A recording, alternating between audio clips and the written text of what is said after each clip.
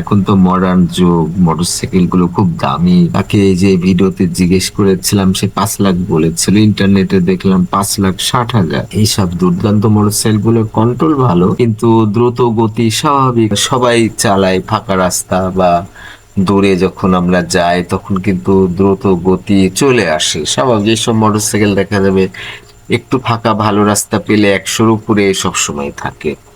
এত স্পিডে একটু দুর্ঘটনা ঘটলে, এই যে কানাডায় বন্ধু থাকে, বলে যে সে গাড়ি চালাচ্ছে, হঠাৎ করে একটু শব্দ হলো, তাকে দেখলাম অনেক দূরে চলে গেছে। তার মানে দেখা গেছে যে 250 কিলোমিটার স্পিডেও কানাডায় পোলাপান্ডা অনেক সময় চালায়। আসলে শখের একটা ইয়াং বয়সে অনেক ব্যাপার থাকে, আবার প্রয়োজনেও অনেক সময় দূরে যেতে হয়, অনেক দ্রুত গতিতে যেতে হয়।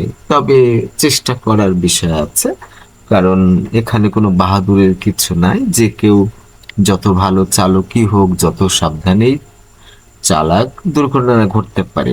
যাই হোক, জাফর কে এই যে এই হসপিটালে তাকে মরাদেহ মানে একটু পরিষ্কার করে এবং পোস্টমর্টেম এটা সেটা হতে পারে। এখনো রাস্তায় আছে, হরিয়ানে রাত 3টার পরে হয়তো পৌঁছাতে পারে।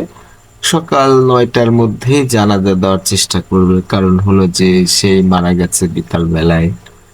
আসলে ডেড বডি তো পচন ধরে, অনেক ধরনের ব্যাপার থাকে।